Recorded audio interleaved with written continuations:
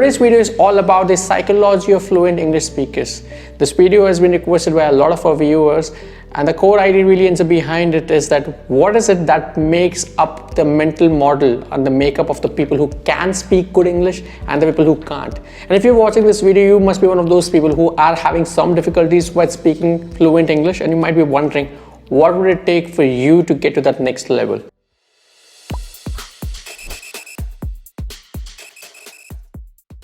So the first point we're going to discuss is around the idea of confidence and motivation.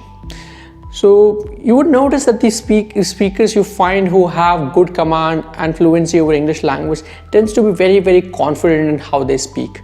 And then confident does not mean that they're always correct. They might even make errors, they might speak wrong English, they might use poor pronunciation, but they still are very confident with their usage, and that is very important. Now, by no means I'm encouraging you to speak in poor English or use incorrect grammar, but what I want to impress upon you is that no matter what you do, you're going to make mistakes time and again, sometimes more, sometimes less. But what is up to you is that do not get intimidated by making those mistakes. Realize it's part and parcel of speaking in public, and just keep moving ahead with the content you have and realize that what you speak matters.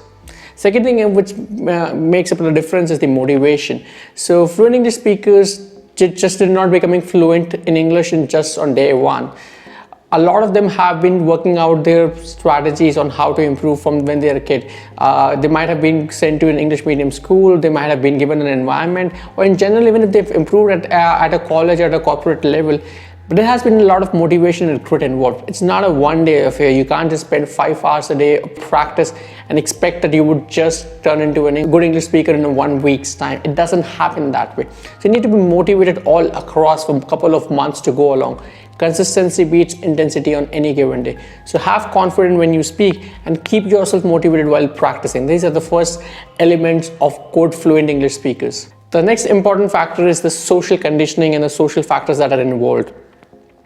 In India, English either has a superiority or an inferiority complex associated with it. Some people believe that just speaking English is something super complicated and something that is a gateway to rich, cultured, successful life. And there's the other spectrum of people who just tend to hate English because it's a colonial language and they believe it's a language of the invaders and it should have gone away and we should prioritize our national language. Now, I'm not here to settle the political debates around the same, but if you're working in an Indian corporate office, you might have realized that knowing English is important. But if you come from a background where the social conditioning is like English is difficult, English is bad, English should not be learned, you might find yourself getting frustrated and irritated at the prospect, at the necessity of learning English, as well as how you can actually go about learning English. So that's something, social conditioning, that needs to be undone.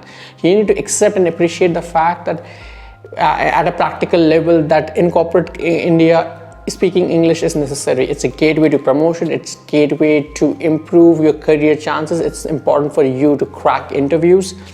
Why is English so important in the corporate setting? Because it's a versatile language. It allows you access to international markets. You can apply for foreign jobs, also serve foreign clients. And even in India, we have so many different languages. And due to our historical reasons, English has become the language that is acceptable in most of the workplaces. So you just kind of have to. And you need to undo this social conditioning where speaking English is considered to be bad and difficult. Realize it can be done. It's not easy, but it's also not very difficult. And it's something that you have to do regardless of your original sentiments around it. The third ends up becoming is the attitude around the English language. Now, this is something I hinted in the previous section, but the idea is that if you have built up this belief that English is super complicated languages, there are not set of rules, there's so many exceptions, I have not learned English since childhood and I will not be able to learn. Good fluent English speakers do not have this kind of attitude and victim mentality when it comes to speaking English. Yes, it's difficult. I'm not going to deny the fact. If you have come from a background where you were taught in vernacular medium and not English medium, it's going to be challenging. But you got to understand and appreciate that a lot of people across the world have been able to speak. Millions and millions of people across the world have learned to speak English despite not being its first language. And so can you. And yes, there are complexities, yes, there are confusions, yes, there are spellings that could have been easier and simpler. But nonetheless, you have to have the mindset that English learning is something that is doable. There are lots of resources available. The help is available whenever you ask for it. And building that mental model and attitude is what differentiates between good fluent speakers and the ones who can't.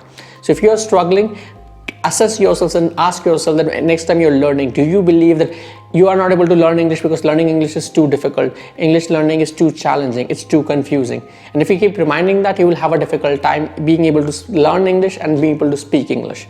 So keep reminding yourself that both learning and speaking English is something that is doable and has been done by many people, so you also do it. Finally, we are going to get into some of the aspects of how you can improve your own English by using the psychological methods. The top 3 psychological strategies I will suggest to improve your English learning in terms of speaking and overall general fluency is that first is the immersion.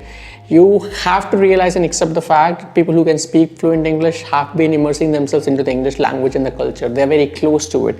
They watch English movie shows, they read English papers, they read English blogs, they read and write in English. And that immersion of the language just makes it easy over the period of time. Something that is very, very challenging in the beginning will turn out to be extremely easy after a few weeks and months of immersion. So first, for a psychological strategy, just immerse yourself in the culture and the language. Second is that practice. Build up a discipline of practice. This is something we have talked about on our channel a lot. But you have to be consistent and you have to practice. Maybe just to practice for 10 minutes a day. But you have to be able to do it for a couple of months at least to be able to become confident and fluent in English. Another thing you have to do is that you have to do practice in public as well.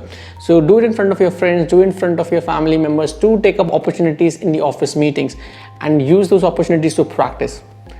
And finally, set smart goals. Set up realistic goals which you can achieve in a period of time. Just go for 1% improvement in 1 week's time. Don't try to stress yourself and becoming the best speaker like Barack Obama in just a 1 month's time. That's not going to happen. So having that psychological perspective, any progress is a progress, no matter how small and slow, is something that you have to internalize. And once you start internalizing this belief system, this psychological method, you will find that you'll quickly moving forward from a frustrated person who can't speak to a good, fluent, confident speaker. So here are my strategies which I suggest that what differentiates between good fluent speakers and the ones who can't, and a couple of the strategies which I believe will change your mental model in improving your language. So if you enjoyed this video, please give it a thumbs up with a like and share it with your friends, family and colleagues. And please let me know in the comments what are you thinking about this particular video and what's the next video you would want me to do. With that, have a great day and thank you.